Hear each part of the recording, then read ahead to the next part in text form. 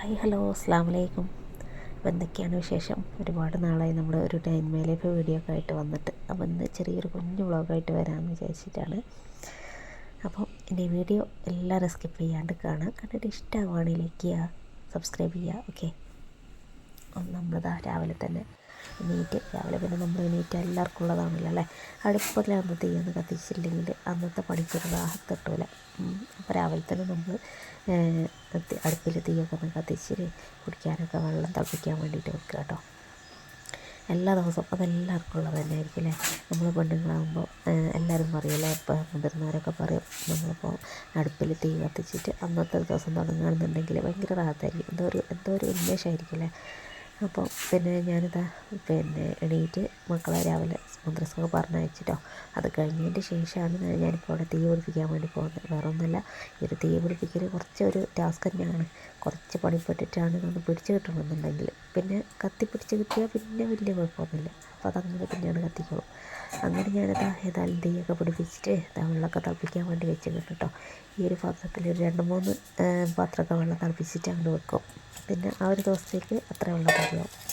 പിന്നെ അതെല്ലാം കഴിഞ്ഞിട്ട് ഇന്നിപ്പോൾ സ്നാക്സിന് വേണ്ടിയിട്ട് നമ്മൾ ഇത് മക്രോണിയാണ് കേട്ടോ. ഇത് പല ടൈപ്പിലുണ്ടാവും. നമ്മൾക്കത് ഈ ഒരു ഷേപ്പിലുള്ള മക്രോണിയാണ് കേട്ടോ.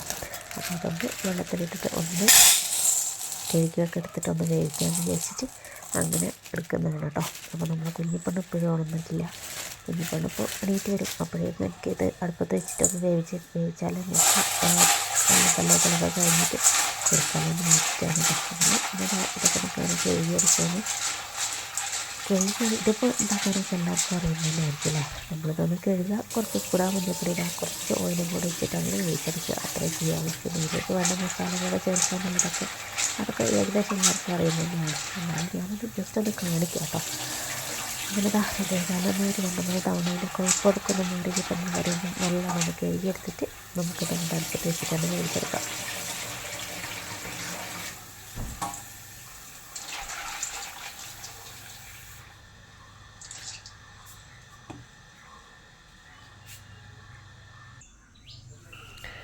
ഞാൻ ആദ്യം വിചാരിച്ചു ഈ ഒരു പാത്രത്തിൽ തന്നെ അടുപ്പത്ത് വെച്ചിട്ട് വെന്ത് കഴിഞ്ഞതിന് ശേഷം നമുക്ക് മസാല കൂട്ടിയിട്ട് വേറൊരു പാത്രത്തിലേക്ക് മാറ്റാമായിരുന്നു കേട്ടോ. അങ്ങനെ ഞാൻ ഏതായാലും അതൊക്കെ തന്നെ വെച്ച് കുറച്ച് എരിവിലേക്ക് കുറച്ച് ഉപ്പ്, അതുപോലെ തന്നെ കുറച്ച് മഞ്ഞൾപ്പൊടി, ഒരു നല്ല എണ്ണ, ഏതെങ്കിലും ഒരു റിഫൈൻഡ് ഓയിൽ ഒഴിച്ചാൽ മതി കേട്ടോ. അതും കൂടെ വെച്ചിട്ട് നന്നായിട്ടൊന്ന് മിക്സ് ചെയ്തിട്ട് ഒന്ന് വേവിച്ചെടുക്കുക. വല്ലാണ്ട് അങ്ങോട്ട് വെന്ത് കുഴഞ്ഞു പോകണ്ട, അത് ടേസ്റ്റ് ഉണ്ടാവും കേട്ടോ. എന്നാലും വേവും വേണം, ആ രീതിയിൽ വെന്തുടഞ്ഞു പോകണ്ട, ആ രീതിയിൽ വേണം കേട്ടോ വേവിച്ചെടുക്കാൻ വേണ്ടിയിട്ട്. നമ്മൾ കൂടുതലായിട്ടും കല്ലുപ്പാണ് കേട്ടോ യൂസ് ചെയ്യുക. പൊടിയുപ്പ് വല്ലാണ്ട് അങ്ങനെ യൂസ് ചെയ്യലില്ല. എല്ലാ കറിക്കായാലും എന്തിനായാലും നമ്മൾ കല്ലുപ്പാണ് യൂസ് ചെയ്യുക. പൊടിയുപ്പ് അത്യാവശ്യം എന്തെങ്കിലുമൊക്കെ നമ്മളിപ്പോൾ കല്ലുപ്പ് വേണ്ടാത്തൊരവസ്ഥയിൽ മാത്രമേ നമ്മളങ്ങനെ ചേർക്കാറുള്ളൂ. അങ്ങനെ ഓയിലും കൂടി ഒഴിച്ച് കൊടുത്ത് ഇനിയിപ്പോൾ നന്നായിട്ടൊന്ന് മിക്സ് ചെയ്തിട്ടൊന്ന് വേവിച്ചെടുക്കാം.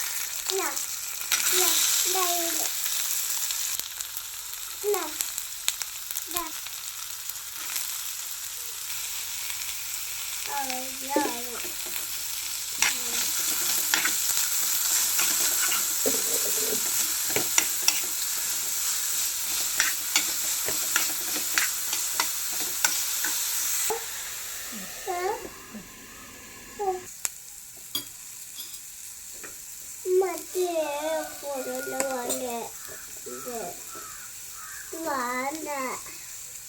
മറ്റേ ഇട്ടുണ്ടാവാൻ